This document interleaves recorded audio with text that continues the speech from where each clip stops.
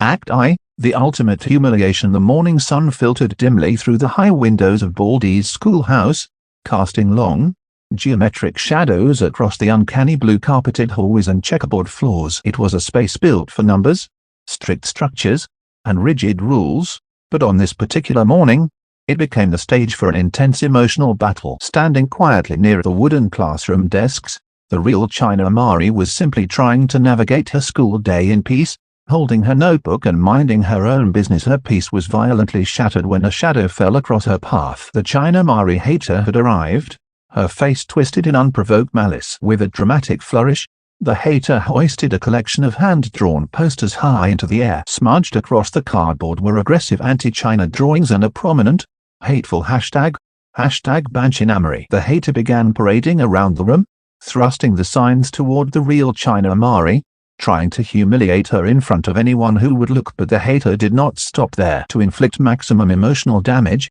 the China Mari hater had engineered a cruel, deeply embarrassing prank. As the real China Mari turned away to avoid the signs, she unknowingly stepped directly onto the hidden pressure plate the hater had rigged near the lockers. Instantly, a heavy bucket suspended from the ceiling flipped over, dumping a thick, sticky mixture of bright pink slime, old cafeteria milk, and glitter directly onto the real China Mari's head. The loud splat echoed through the entire hallway, drawing immediate gasps from nearby students. The psychological weight of this targeted, public humiliation pierced straight through the gentle cat's defenses. Covered in foul-smelling slime and mocked by the hater's raucous laughter, her large, innocent eyes welled with heavy tears. She broke down into a state of uncontrollable, sorrowful sobbing, dropping her notebook to the floor. Standing mere inches away was her fiercely loyal companion, Number Block 1. Watching his best friend collapse into tears from such unprovoked cruelty sparked an instant, white-hot fury deep within his geometric frame. The sight of the bully celebrating her emotional damage was too much to bear. Number Block 1 didn't hesitate for a single second. Stepping boldly between his friend and the bully,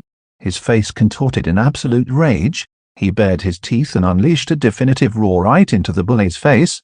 "Screw you!" Before the hater could even comprehend the backlash, Number Block 1 took direct action to halt the harassment, confronting the bully and physically punching her directly in the face. The impact was so sudden and powerful that it caused the hater to bleed, her nose dripping crimson onto the checkerboard tiles. The confrontation left a tense air in the room, but Number Block 1 immediately shifted his focus back to what mattered most, healing the damage. He turned his back on the bleeding antagonist, kneeling down to wrap a protective, comforting arm around the real China Mari. As she trembled against him, he spoke in a low, deeply reassuring voice, trying to wash away her fear. "Don't cry, friend.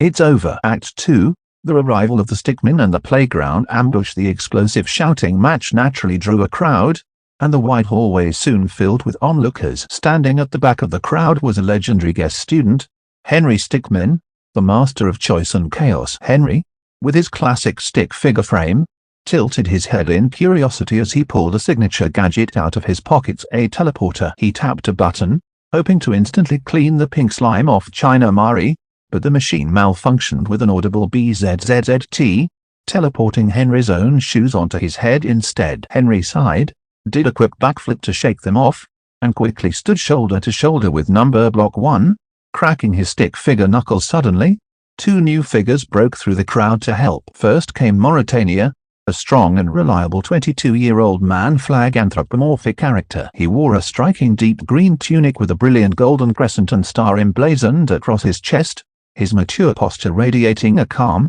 protective authority. Following closely behind him was the Central African Republic, an incredibly adorable 5-year-old cute purring cat girl flag. Her small outfit displayed vertical blue, white, green, and yellow stripes, with a single red stripe cutting down the middle and a bright yellow star pinned over her heart. She possessed soft cat ears, and a tiny swishing tail as she ran up the corridor to help.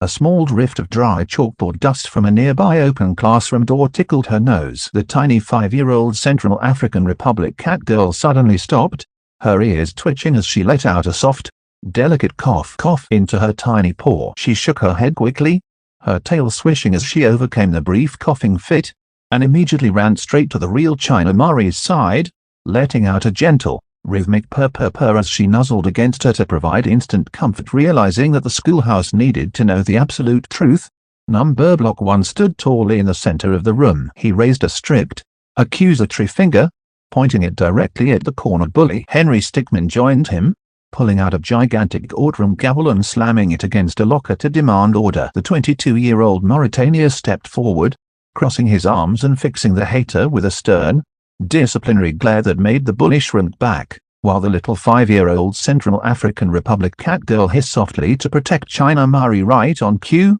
the heavy wooden door at the end of the hall swung wide open with a resounding slam. Baldy, the notoriously strict math teacher, stepped into the corridor, his eyes locked onto the source of the disruption. Holding his iconic green ruler, Baldy's face hardened. He marched forward, bypassed the defenders, and pointed a long finger straight at the instigator, booming a command that echoed off the school walls. The hater was to go straight to the principal's office without delay. Realizing the full weight of the disciplinary trouble she was now in, the China Mari hater's bravado instantly vanished, and she burst into loud, dramatic tears of self-pity as she was escorted down the hall inside the stark, intimidating administrative office. The principal of the thing leaned over his desk, his face a mask of deep disappointment. He looked down at the weeping bully and delivered a stern, chilling warning. Her actions were completely unacceptable, and her friends outside would absolutely hear about this terrible, toxic behavior. Hearing that her reputation among her own peers was about to be ruined, the China Mari hater forced herself to stop crying. The fear of punishment twisted into a devious, resentful plot. She sat perfectly still in the detention chair, breathing softly, waiting with intense calculation for the exact moment the principal turned his back to file paperwork. The very second his visual field was averted, the hater quietly slipped out of her chair. Moving like a ghost, she sneaked past the office door, sprinted down the back corridors, and escaped the school building entirely, bursting out into the wide-open school playground. Out on the playground, the atmosphere was supposedly safe. Number Block 1 was sitting peacefully on a bench alongside the real China Mari, gently talking to her and helping her clear her mind after the trauma of the morning. Henry Stickmin entertained them by pulling a diamond out of a small bag and juggling it perfectly, while Mauritania kept a watchful guard nearby. The little 5-year-old Central African Republic cat girl curled up in China Mari's lap, purring warmly to soothe her remaining anxiety. Creeping through the perimeter bushes, the vengeful hater spotted them. Consumed by bitter jealousy and anger over her detention sentence, she decided to disrupt their peace again, lunging out from hiding toward the unsuspecting group. Act 3, the defeat in the locked room. The sudden ambush caught them by surprise, but it did not weaken the resolve of the defenders. Henry Stickmin instantly reached into his inventory, flashing a menu of choices: a shield, a rocket launcher, or a banana peel. Henry picked the banana peel, throwing it with absolute precision directly under the hater's running feet. The hater slipped wildly, spinning out of control. Mauritania reacted instantly with his 22-year-old reflexes, stepping in to block the hater's path like a solid brick wall, while Number Block 1 braced himself and delivered a firm, powerful defensive push. The force of the combined counter-attack knocked the malicious cat completely off balance. She stumbled backward across the pavement,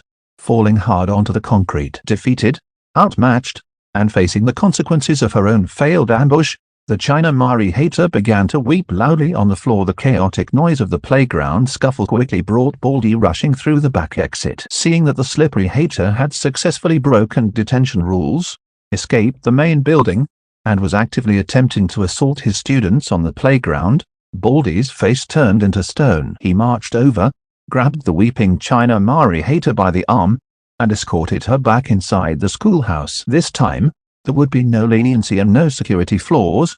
She was placed deep within a reinforced detention area, locked behind a tight structural gap that was completely impossible for her to slip through or manipulate. With the schoolhouse finally secured, and the malicious bully safely held accountable behind closed doors, a profound sense of peace settled over the campus. Baldy walked back out to the group, his strict demeanor softening into genuine pride. To reward them for their immense bravery, their dignity under fire, and their unbreakable bond of friendship, Baldy proudly presented Number Block 1, Henry Stickmin, Mauritania, the Central African Republic cat girl, and the real China Mari with shining, heavy golden A+ medals. Henry proudly pinned his medal directly onto his stick figure torso, Mauritania accepted his with a respectful nod, and the 5-year-old Central African Republic cat girl happily let out an extra loud purr as she batted at her shiny new medal. The real China Amari, now wearing a clean white bandage around her head to heal from the day's stress and the sticky prank, looked at her medal and smiled broadly, her tears completely forgotten. Standing side by side with their golden medals gleaming brightly under the school lights, the team stood as a testament to loyalty, knowing that their friendship had completely triumphed over the darkest forces in the Schoolhouse Act IV. The unleashed obsession and the coarse-lit true malice, when left to fester, expands like a dark cloud deep within the reinforced detention room. The China Amari hater sat in absolute, suffocating silence through the high, narrow window of her cell. She watched as Baldy handed out the golden medals. She watched the other students clap. She heard the principal's voice booming with praise over the PA system. The humiliation was total, and inside her mind, it broke something completely. She no longer just wanted revenge on the real China Amari. Her deepest, most toxic hatred was now directed entirely at number block 1, Henry Stickmin, and their new allies, Mauritania and the little Central African Republic cat girl. They were the ones who had yelled at her, tripped her with a banana peel, blocked her path, punched her in the face, and pushed her down onto the concrete in front of the teacher. In her mind, this entire group was the real enemy, and she vowed to make them suffer a brutal, calculated revenge that they would never forget. Clutching her sharp claws against the floorboards, she noticed a loose floor tile near the corner of the heavy wooden desk. Using all her weight, she pried it open with a loud creak, discovering an old, forgotten supply box left behind by a previous maintenance worker. Inside lay a pair of heavy metal school scissors and a large container of slick, industrial floor wax. A wicked, sharp smile spread across her face. Her grand plan of total schoolhouse sabotage and targeted revenge was born. Act 5, the great schoolhouse sabotage and the broken ruler. Working with absolute silence, the China Amari hater failed to remain contained. She waited until the exact moment the halls cleared for the afternoon study period. Using the metal scissors, she carefully picked at the tight structural lock of the detention door, jiggling the latch until it finally gave way with a soft click. Slipping out like a ghost into the empty corridors, her reign of total revenge began. First, she targeted the students creeping into the main hallway where the 2 innocent student number blocks were walking back from the cafeteria. She quietly unscrewed the lids of the heavy industrial floor wax, pouring the clear, slippery liquid in massive puddles right outside the classroom doors. As the students rounded the corner, their feet lost all traction. With loud yelps of surprise, the student number blocks crashed violently to the floor, sliding wildly across the checkerboard tiles, and knocking over a row of metal lockers that buried them under a mountain of heavy books. Hearing the loud crash, the principal of the thing came rushing out of his office, his finger raised to enforce the strict no running in the halls policy. But the hater was waiting for him. Hiding behind a water cooler, she lunged forward just as he stepped out, shoving a heavy plastic recycling bin directly into his path. The principal tripped over the bin, losing his balance entirely and crashing headfirst into his own front desk. The impact scattered his paperwork everywhere and left him completely dazed, his glasses flying across the room. From the end of the hall, Baldy appeared, his face twisted in absolute fury as he raised his green ruler,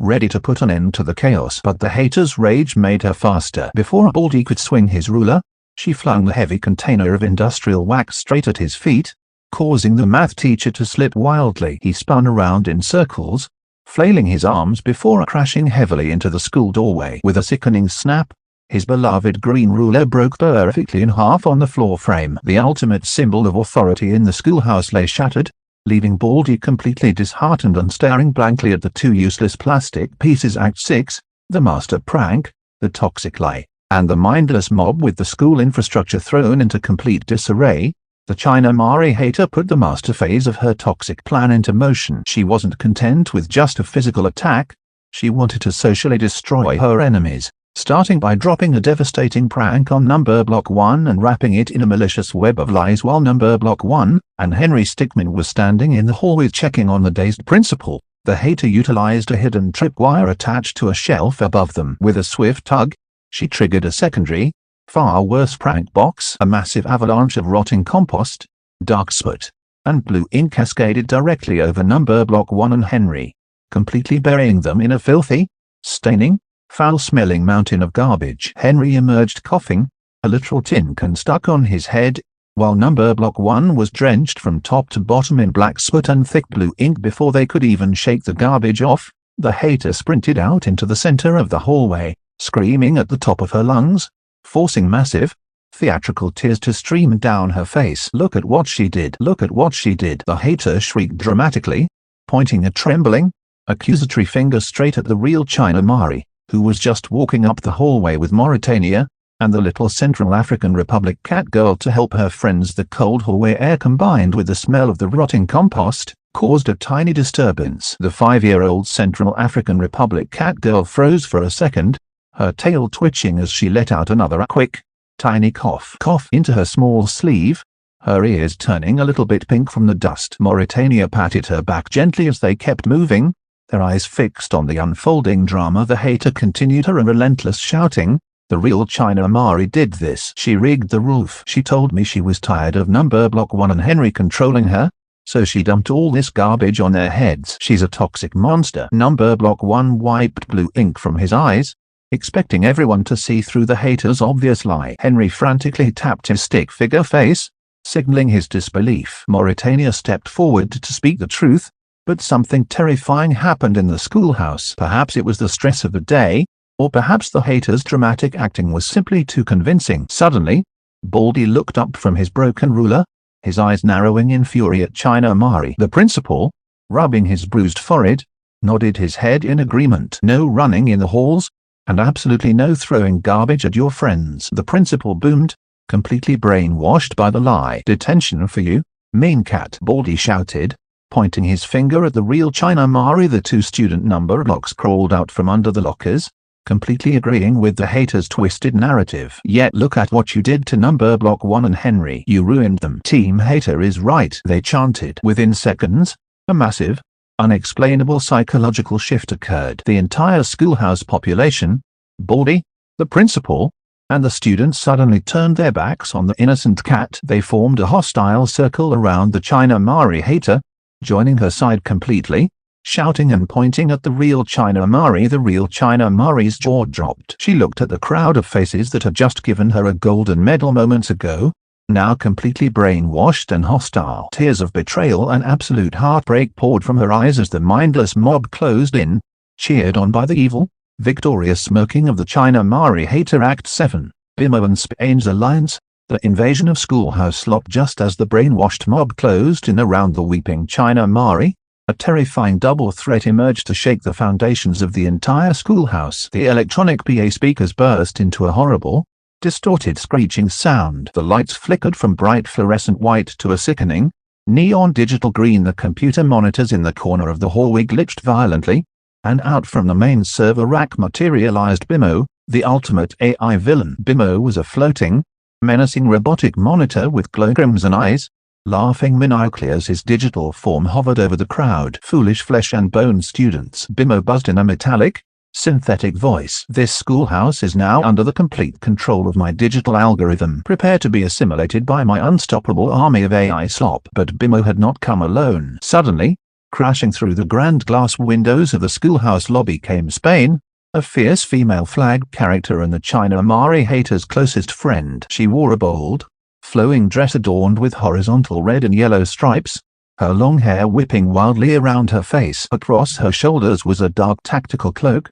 and her eyes burned with a chaotic, vindictive energy. She had teamed up with Bimo, plotting to use his advanced technology to invade and completely conquer the schoolhouse, cementing the hater's total dominance over everyone. Exclamation point, Se acabó. Spain shouted fiercely, pointing a long, elegant finger at the crowd. "My friend has been humiliated for too long. With Bimo's grand algorithm, we will paint this entire school in the digital ink of our victory. No one will escape our wrath." With a cruel flick of Bimo's robotic arms and a commanding wave of Spain's hand, they began generating massive, terrifying waves of distorted AI slop directly into the hallway. The slop was a terrifying, liquid nightmare of bizarrely generated images, glitched text, melting faces with 7 fingers, warped mathematics equations that made no sense, and endless streams of nonsensical digital garbage that began to flood the hallways, physically trapping everyone against the lockers. Spain directed the slop legions, commanding them to seal the exits and force everyone into complete submission as the real China Mari sobbed in absolute heartbreak at the center of the hostile,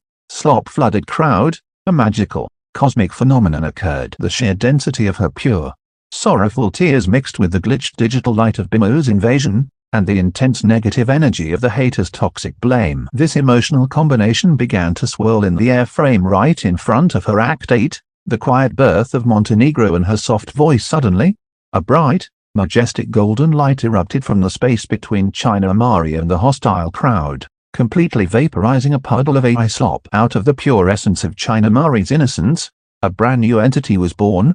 Montenegro, the cute little cat girl flag. Montenegro materialized as an incredibly adorable anime-style girl, wearing a vibrant red dress trimmed with elegant gold lace. At the center of her dress was a majestic emblem of a two-headed golden eagle, and sitting proudly atop her long, flowing black hair were a pair of cute, twitching kitten ears, accompanied by a fluffy cat tail swishing behind her. Montenegro stood tall, her large golden anime eyes flashing with fierce determination. She struck a confident pose, pointing a small, elegant hand at the hater, Spain, and Bimo. Montenegro took a deep breath, puffed out her chest, and opened her mouth to unleash a thunderous, sky-shaking battle cry to intimidate the villains and show her royal power. Nay, but as she tried to shout, her voice suddenly cracked. She completely failed to be loud. Instead of a fierce roar, nothing but a tiny, whisper-soft, incredibly quiet little mouse-like squeak came out of her mouth. Montenegro blinked her wide golden eyes in total shock,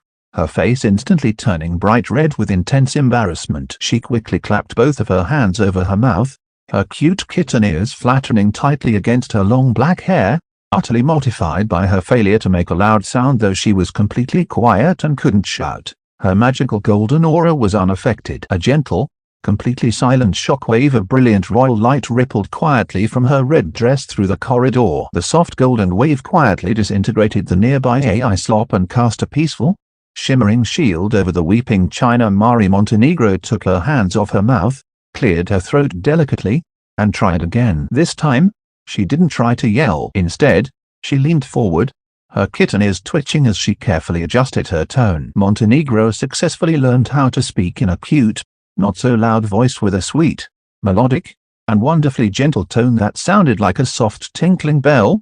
She spoke clearly across the room. Please, stop hurting my friends. Bullying is bad, and the truth will always shine bright.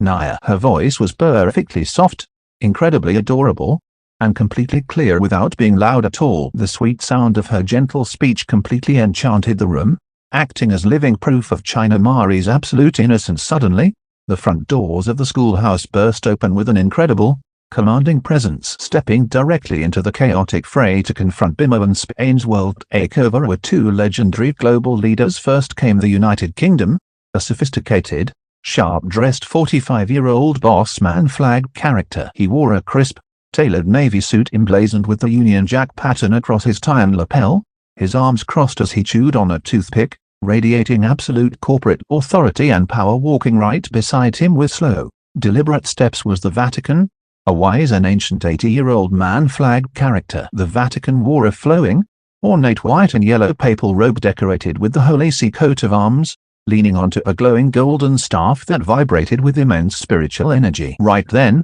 the 45-year-old United Kingdom boss man boomed in a stern, authoritative British accent, adjusting his cuffs. I won't have some glitched, low-effort computer program and a rogue tactical vanguard disrupting the global marketplace and threatening my associates. This invasion ends immediately. The 80-year-old Vatican raised his glowing staff, his elderly voice echoing with timeless power. Your digital corruption has no soul, machine and child of the sun. Your anger is misplaced. Your attempts to divide these friends, and take over our world, shall be purified by the light of truth. Act 9, the animated protector. Anti-Bimo steps forward. Bimo's processing core hissed with static rage as his slop puddles evaporated under the weight of the global leaders. Realizing his complex corporate algorithm couldn't pierce Montenegro's shield, Bimo triggered a drastic data split. He targeted a localized segment of his own source code, intending to split his core and build a mindless, automated defense drone to erase the real China Mari's records. With a thunderous crash of digital lightning, the core split occurred, but it did not create the dark virus Bimo wanted. Instead, Out from the sparkling portal stepped Anti-Bimbo, manifesting as the perfect, beautifully hand-drawn animated version of Bimbo. While the original villain Bimbo was a cold, hard, realistic robotic monitor with jagged, flickering sharp edges, Anti-Bimbo was vibrant and smooth, styled like a classic, highly expressive hand-animated character from a high-budget animated film. His screen display wasn't a flat digital green, it was a warm, bright neon blue that crinkled into friendly, curved shapes. His body possessed smooth, fluid lines, and his little robotic limbs moved with a bouncing, elastic energy that felt completely alive and full of heart. Bimbo immediately barked an aggressive code script: "Drone units, eliminate the defenders, assimilate the organic life forms." But Anti-Bimbo didn't move to attack. His beautifully animated screen blinked as his optical sensors scanned the hallway. He looked at the weeping, slime-covered real China Mari, and his animated digital eyes instantly crinkled downward into a look of profound, cartoon-style sadness. He scanned the hateful signs of the hater and the destructive slop of Bimbo, realizing that this digital takeover was hollow, cruel, and completely devoid of joy. Anti-Bimbo tapped his own chest buttons with a smooth, fluid animation. With a cheerful, bright chime of blue sparks, the animated Anti-Bimbo joined Number Block 1's side. He floated over to stand directly in front of the defenders, his animated screen shifting into a determined, fiery heroic expression as he crunched his smooth hands together, ready to rewrite the network rules. "System analysis complete," Anti-Bimbo announced in a warm, friendly, and completely clear electronic chime that bounced with personality. "Friendship is the ultimate algorithm. I am wiping your slop protocol from my parameters, Bimbo." Act X, the shadow of -1 and the glitched sneeze. Just as Anti-Bimbo defected, a sudden, piercing coldness flooded the corridor, instantly freezing the spilled industrial wax on the floor tiles. Out from the deepest, unmapped voids of math code materialized -1, the ultimate dark villain. -1 appeared as a terrifying, inverted shadow entity, a pitch-black, floating square box completely outlined in a static, bleeding crimson void, with a cruel, hollow white eye carved into his center. He was the dark reverse of Number Block 1, representing pure math subtraction and absolute deletion. "I am here to delete the framework of addition entirely," -1 hissed, his voice sounding like grinding metal. "Starting with you, Number Block 1." With a terrifying lunge, -1 tried to kill Number Block 1. He extended long, jagged tendrils of pure negative math energy directly toward Number Block 1's core frame, intending to subtract him down to absolute zero and erase him from existence. Number Block 1 gasped, bracing his square body as the dark tendrils wrapped around his perimeter, draining his energy. Standing right nearby, the 5-year-old cute cat girl Flag, the Central African Republic, saw everything. She watched in wide-eyed horror as -1 tried to kill Number Block 1. The sheer stress of the situation, mixed with the floating blue ink, composite, and Bimbo's shimmering digital AI slop particles flying through the air, completely overwhelmed her tiny nose. Her soft cat ears twitched violently. Her small tail stood perfectly straight like a flagpole. She leaned her little head back, her eyes squeezing completely shut as an immense, unstoppable sensation built up in her chest. -1 floated directly in front of Number Block 1, leaning in close to deliver the final deletion strike. Right at that exact microsecond, the tiny Central African Republic cat girl lunged forward and sneezed directly in -1's face. Achoo! Because she was a magical, vibrant flag cat girl representing unity, her sneeze didn't just let out regular dust, it released a massive, explosive spray of glittering, hyper-dense rainbow blood. The bright, multicolored liquid blasted outwards with the force of a geyser, causing a massive pattern of neon pink, yellow, blue, and green rainbow blood to splat directly on -1's face, and completely cover his hollow white eye. Immediately after the impact of the pure, colorful flag essence hitting his negative shadow code, -1 glitched. The unyielding, structured rules of his negative mathematics collided with the chaotic, vibrant reality of the rainbow sneeze, causing his entire physical matrix to fracture. His sharp, solid box frame violently stuttered, flickering back and forth between reality and digital static like a broken video game sprite. The crimson light outlining his body began to rapidly flash yellow, green, and blue, warping out of shape as textures of glitched code blocks peeled off his form. His central white eye spun around in circles like a slot machine, flashing warning symbols and pixelated errors. He couldn't stay solid, rapidly shrinking and stretching into weird, elongated shapes as his internal processing system suffered a total, unrecoverable logical breakdown. Blinded, overwhelmed, and experiencing this total systemic corruption, the completely unstable -1 recoiled wildly. He flew backward down the hallway, clutching his flickering, glitched face as he screamed as loud and as long as he could. My matrix, my size system, the co-colors, it's up subtracting my data, corruption detected, error, stop the reversal. His horrific, metallic, and heavily glitched screech tore through the schoolhouse, cutting out and pitching up violently like a broken speaker. The sound echoed off the lockers for a solid, uninterrupted 30 seconds as he flailed around, his unstable shadow form smoking from the colorful splat, desperate to escape the burning rainbow essence and shift the blame. The frantically glitching -1 tried to point a warped, stuttering shadow finger back at the real China Mari. She co-coded this nasal anomaly system malware initiated by the C-Cat, but he completely fails to do that. Nobody believed his broken, glitched accusations for a single second. The entire crowd, Baldy, the principal, and the student stared at his rainbow-splattered shadow face with complete disgust and historical clarity, entirely unified on China Mari's side. Act G, the ultimate reckoning, vengeance on the mob. They had pushed the guardians of justice too far, and with -1 completely incapacitated and glitching wildly from the rainbow blood, the combined vengeance was absolute. Number block 1 stood in the center of the hallway, covered in rotting compost, black soot, and thick blue ink. Beside him, Henry Stickmin finally yanked the tin can off his head, his small stick figure eyes turning into a sharp, lethal glare. Number block 1's eyes flared with a blinding, incandescent red light, and a shockwave of raw, unadulterated fury erupted from his geometric frame. He, Henry Stickmin, and the animated anti-Bimmer were no longer just defending against the invaders. They were enacting a total, calculated revenge on everyone who had chosen the side of hatred, joined the initial mindless mob, and dared to turn against his best friend before anyone could comprehend the shift in temperature.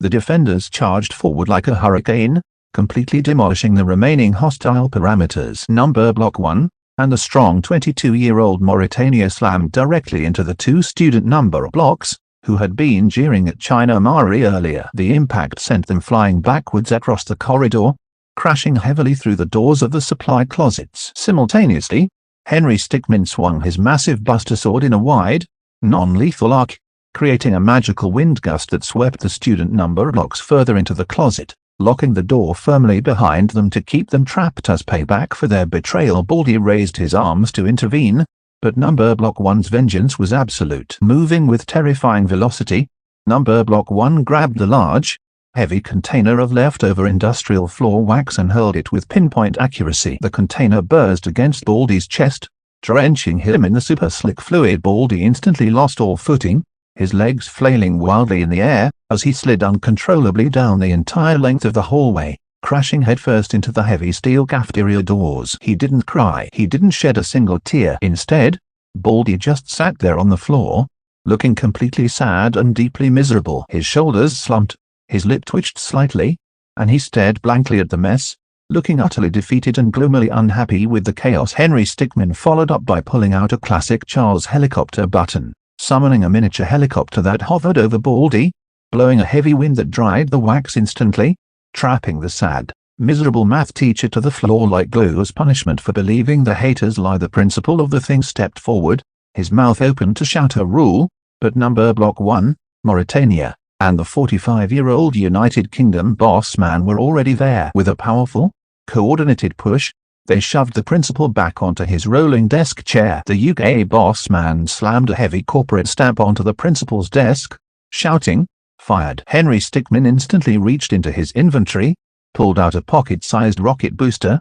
and slapped it onto the back of the principal's chair. Whoosh! The chair ignited, rocket launching the principal backwards down the hallway at Mach 2 speed until the chair flipped over, pinning the dazed administrator beneath his own wooden front desk, surrounded by scattered detention slips. The absolute, devastating display of righteous vengeance acted like a lightning bolt, instantly shattering the psychological brainwashing that had gripped the schoolhouse. As the real China Mari clutched her head, her deep, sorrowful, and painful crying echoed down the hallways. The sheer innocence of her tears broke through the room. Suddenly, Everyone felt incredibly sorry for the real China Mari. The heavy weight of what they had done hit the crowd like a physical blow. Baldy, stuck to the floor, let out a low, miserable sigh, looking thoroughly downcast and gloomy as he watched the weeping cat, his face heavy with quiet regret. The principal crawled out from under his flip desk, his voice shaking with sincere remorse as he begged for forgiveness. The student number blocks banged on the closet door,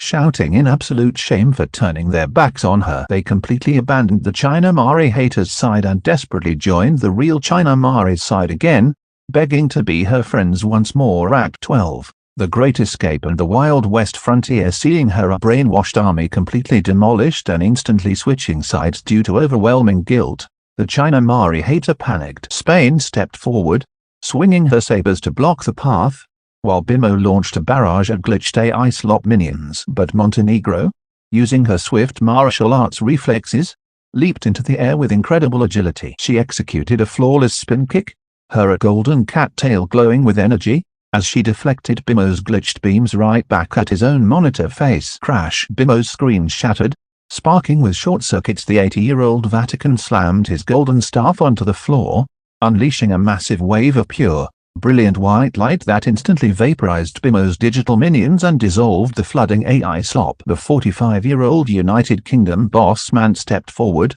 drawing a high-tech corporate laser pen, slicing through Spain's sabers with absolute business precision, leaving her unarmed and gasping in shock. Before Henry could drop the USB drive of deletion, Bimo executed a desperate emergency override. The AI villain opened a swirling, temporal wormhole right in the center of the school hall, sucking himself, Spain, the China Mari hater, and the violently glitching -1 back into the safety of a completely different dimension. A desolate, Wild West desert frontier world. Number block 1 wiped the residual soot from his eyes, his rage reaching absolute peak levels. He looked at Henry Stickmin and nodded. They are not getting away with invading our school, lying about China Mari, and trying to subtract us. We tracked them down, now. Henry Stickmin opened his inventory screen, his eyes scanning his chaotic options and slapping the Western Cowboy Kit button. Instantly, a massive dust cloud enveloped the duo. When it cleared, Number block 1 was wearing a leather vest and a tiny, perfectly square 10-gallon cowboy hat, while Henry Stickmin was sporting a classic brown cowboy hat, a pair of leather chaps, and holding a glowing lasso of light. Two majestic, blocky stallion horses materialized right beneath them. The animated anti-Bimo floated along directly behind them, his blue screen shifting fluidly into a sleek cowboy bandana animation to block the desert dust, while Mauritania, the quiet but sweet-voiced Montenegro, the remorseful students, and the elders stayed to protect and care for the weeping real China Mari. They arrived in a massive, sun-baked canyon. In the distance, the villains were fleeing on a steam-powered mechanical transport driven by Bimo's remaining core processor, with -1 floating above it while still glitching out uncontrollably and trying to wipe the rainbow blood off his eye, kicking up massive clouds of red desert dust. The chase across the canyon floor was legendary. Spain slammed a lever on the mechanical vehicle, causing it to drop heavy explosive dynamite barrels behind them. Boom, boom. The ground shattered, sending massive rocks raining down into the canyon path. Number block 1 steered his horse with flawless geometric precision, dodging the falling boulders by a matter of inches, his 10-gallon hat pinned tightly against his square frame by the roaring desert wind. Henry Stickmin reached into his cowboy inventory to counter the dynamite. He selected a grappling lasso. Standing up on the saddle of his galloping horse, Henry spun the glowing rope above his head and flung it forward. It stretched across hundreds of yards, snagging the exhaust pipe of the villain's mechanical transport. Henry pulled back with all his stick figure might, causing the machine to sputter and screech. But Spain wasn't finished. She reached into her tactical cloak, drew a hidden dagger, and slashed backwards, cutting Henry's lasso line in half. The tension snapped, sending Henry flying backwards off his horse. He landed hard in a patch of cactus, triggering a classic fail screen text, but he quickly used a secondary springboard cushion to bounce right back into a full sprint, catching up to number block 1. The canyon began to narrow into a treacherous mountain ledge with a bottomless pit below. The China Mari hater steered the vehicle up the rocky slope, cackling wildly as she fired a barrage of anti-China posters from a shoulder-mounted cannon, trying to blind the pursuers. Anti-Bimo computed the trajectory of the falling debris instantly. Displaying a smooth, bouncing cartoon aiming reticle on his animated screen, He fired a series of bright blue precision tracking beams that zapped the flying posters mid-air, comically popping them into clouds of harmless confetti. Number Block 1's eyes flared with that familiar, incandescent red fury. The sheer audacity of her continuing her campaign of hatred out in the desert fueled his resolve. He leaped from his horse, landing directly onto the back of the mechanical transport. With a powerful, maximum force defensive push, Number Block 1 slammed his fist into BIMO's core processor unit on the vehicle, while the animated anti-BIMO interfaced directly with the engine, his blue cartoon screen displaying a big, satisfying system shutdown lever pulling down, sending the machine crashing into the canyon wall. The hater, Spain, and the stuttering -1 went flying through the air, tumbling across the hot desert dirt, until they landed right at the edge of the bottomless cliff frame. Henry instantly slammed the USB drive of deletion into the remaining bits of BIMO's core, deleting the AI villain from existence permanently, and slapped heavy cowboy handcuffs onto the hater and Spain. Act 13, the office argument and the dark vortex detention. The China Mari hater, Spain, and the rainbow-splattered, glitching -1 were forcibly hauled back through the portal, snapping right into the middle of the schoolhouse. To ensure strict containment before sentencing them to the deep vault, the principal and Baldy marched them straight into the principal's office. Baldy stood by the door frame, holding his newly fixed ruler, looking entirely sad, weary, and completely miserable. The principal glared down at the three remaining villains, slapping his desk with absolute authority. "Detention for all three of you," the principal boomed, thrusting a stack of papers forward. 99 seconds remaining, multiplied by eternity. No dimension hopping, no causing chaos, and absolutely no trying to subtract my students. With that final declaration, -1 gets detention. The principal snapped a heavy, glowing red detention stamp directly onto his wildly flickering, glitched shadow frame. Realizing his ultimate world deletion plan had failed, his code was shattered by a 5-year-old sneeze, and he was now stuck in a mundane school office, while his textures continued to clip and fail. -1 is furious. His glitched crimson outline flared into massive, jagged, stuttering spikes of dark static electricity. He slammed his blocky shadow fists against the principal's wooden desk, his slotted white eye burning with pure, concentrated, glitching rage. "Detention!" -1 roared, his voice pixelating and cutting out. "I am the low lord of the negative quadrant. I am the absolute VV void of mathematics. You cannot CC confine my matrix to a corner with detention SLSL slips. I am absolutely foo furious." His fury only made things worse. The intense shouting match between the highly irritated Spain, the complaining hater, and the raging, glitching -1 began to physically distort the air inside the office. A dark, spinning vortex crackled to life right between them, creating a massive, roaring, full-scale indoor tornado. The swirling storm rapidly expanded, bursting straight through the office walls and tearing into the main corridors. The schoolhouse erupted into utter chaos as the dark tornado ripped through the building,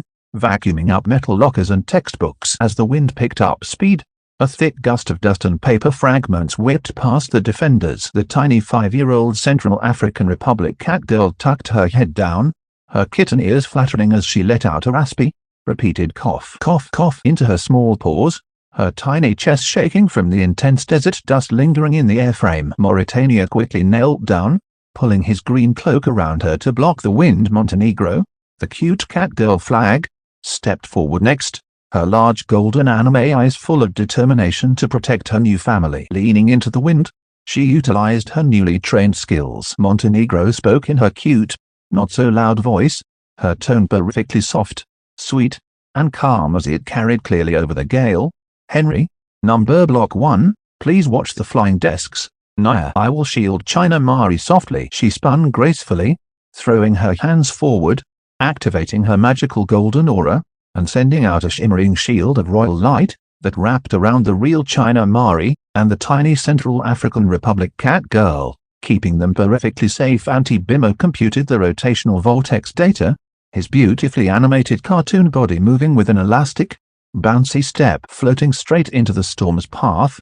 His animated screen face shifted into a funny, exaggerated puffed-up cheek expression. With a sudden, bouncy jump, he fired a massive, concentrated frequency ripple from his blue display screen, disrupting the storm's core. From the back of the hall, the UK boss man deployed his magnetic anchoring pylons around the tornado, while the Vatican raised his glowing golden staff high, channeling his spiritual energy directly into the matrix grid. Number Block 1 saw his opening. His square frame flared with an intense, righteous red light, bracing his feet alongside Henry Stickmin, who turned his industrial wind fan gadget to maximum reverse thrust. Number Block 1 executed a maximum power, full force mathematical addition slam right into the center of the furious, glitching -1's grid location. Crack boom. The storm collapsed in a massive flash of golden and white energy. With his detention parameters fully locked in by the principal's stamp, the furious, glitched -1, alongside Spain and the hater, were completely neutralized. The principal and the UK boss man didn't hesitate. They dragged the highly irritated, screaming, and furious villains down into the deepest, darkest subterranean vault beneath the schoolhouse, securing them behind massive steel reinforcement plates and triple-locked iron doors permanently. Act 14, the playground sanctuary and the victory games. The principal rushed back upstairs with an advanced medical kit, carefully cleaning and dressing the scratches on Number Block 1, and Henry Montenegro, the cute cat girl flag, stepped forward with a sweet, quiet smile. Using her cute, not-so-loud voice, she whispered softly, "You did amazing, Number Block 1. Naya." Her tone was incredibly adorable and perfectly gentle, as she reached out and carefully placed a brand-new, polished golden A+ medal around his neck, and a matching one on Henry's hat. The little 5-year-old Central African Republic cat girl, finally breathing easy as the dust completely cleared, let out a final, soft cough to clear her throat, then crawled happily onto China Mari's lap, purring loudly. Baldy stepped forward and handed a special, shiny blue custom medal to Auntie Bimbo for his incredible loyalty. Auntie Bimbo's animated screen lit up with giant, shimmering cartoon stars as he did a little mid-air victory loop, his fluid animation bouncing with pure joy. With total peace finally established, and the villains sealed away forever, the entire group walked out past the brick walls, down to the far edge of the school playground, where the grass was bright green, and the sun shone warmly. Henry Stickmin used a magical summoning capsule to drop a massive couch and a giant flat-screen television directly onto the grass, and the expanded team helped the real China Mari play some games. They booted up a cooperative multiplayer adventure game, with Number Block 1 solving the geometric puzzles, Henry making his character do silly cowboy dances, and Montenegro using her lightning-fast, silent reflexes to activate hidden cheat codes, occasionally cheering them on in her cute, soft voice. The animated Auntie Bimbo natively plugged his ports into the console, utilizing his vibrant, hand-drawn processing power to project a gorgeous, high-definition cartoon game interface over the playground lawn. His animated blue face cheered happily with every victory, displaying funny little cartoon pixel trophies. They handed all the high scores, golden crowns, and digital power-ups directly over to the real China Mari. Her joyful giggles echoed across the playground, completely replacing the memories of her earlier tears and the terrifying office tornado. Standing side by side in their playground sanctuary, surrounded by the loyal family of friends.